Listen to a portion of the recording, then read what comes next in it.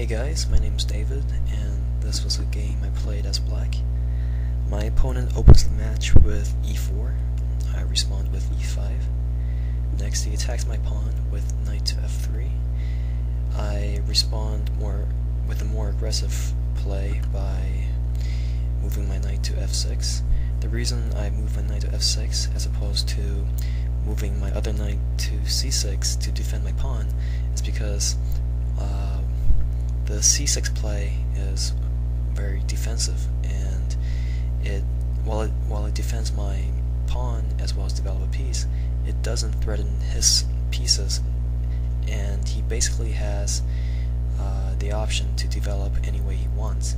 So as a black player, I like to play more aggressively and try to dictate the terms of development to my advantage. So he responds with pawn to d3. I don't really like that move because it limits his light square bishop's development, and it doesn't do as much as developing his other knight would, and so it's just not it's a small mistake in my opinion. And I respond with knight to c6. Next he moves to a3 with his pawn. Again, it's not a very aggressive play. It's very defensive, very passive. He's trying to prevent me from making an attack on the b4 square, but the way the board is set up right now, the way I'm positioned, I'm not in the position to really make that attack.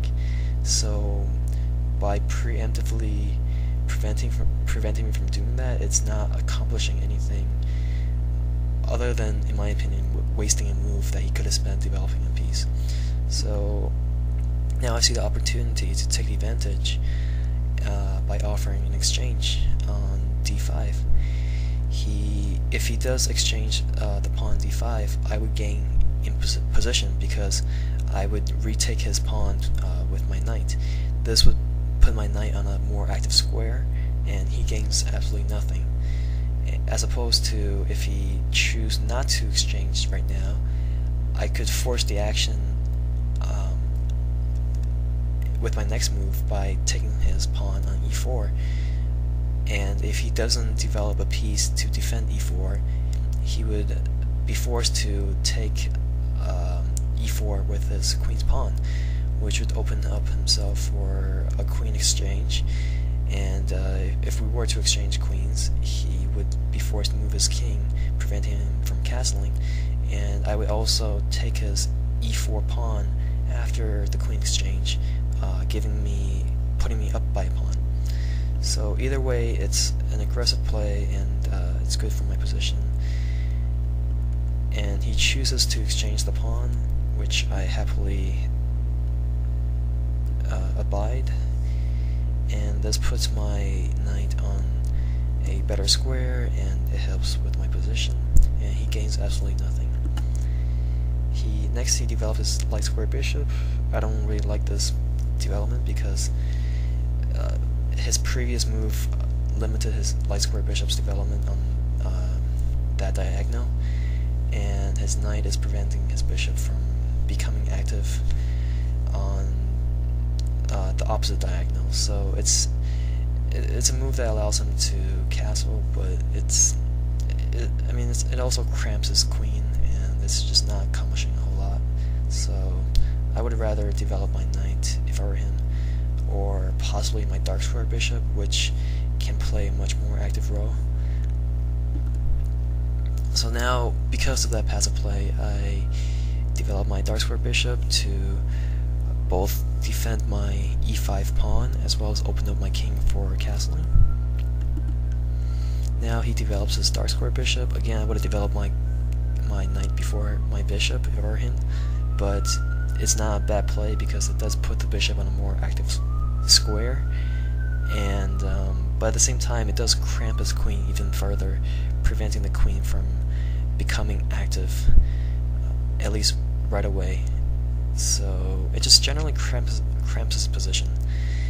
which I don't like. Now I castle. He now develops his knight, as well as attack my undefended knight.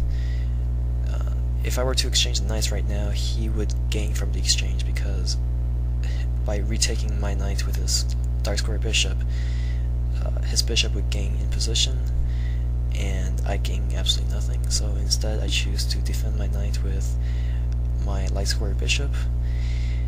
And now if he were to force the exchange, I would gain in position, because he gains nothing from it, and my light square bishop would basically be given the free move to develop. So next he pushes pawn to h3. Again, it's another defensive play that I don't really like.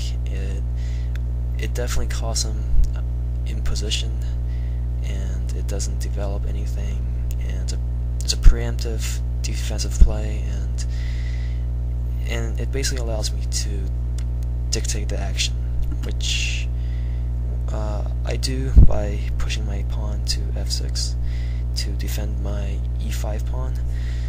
And next he castles. I develop my rook to the e file. He takes my knight, forcing an exchange, which I'm very happy to take because I gain from it.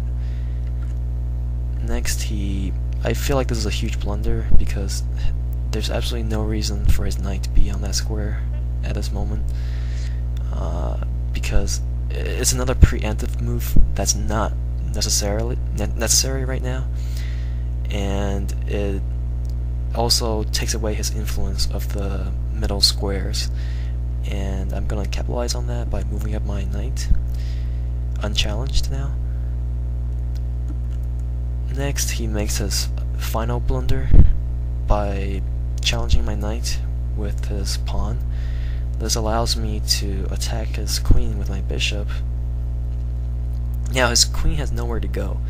There's absolutely nowhere that he can move his queen that would save him from losing a ton of points. Because if he moves his queen away from his light square bishop, I can take his light square bishop with my knight, thanks to the good position it's in, as well as check his king. But if he does choose to protect his light square bishop by moving his queen to e1, I can push my knight to c2 and fork his queen and his rook.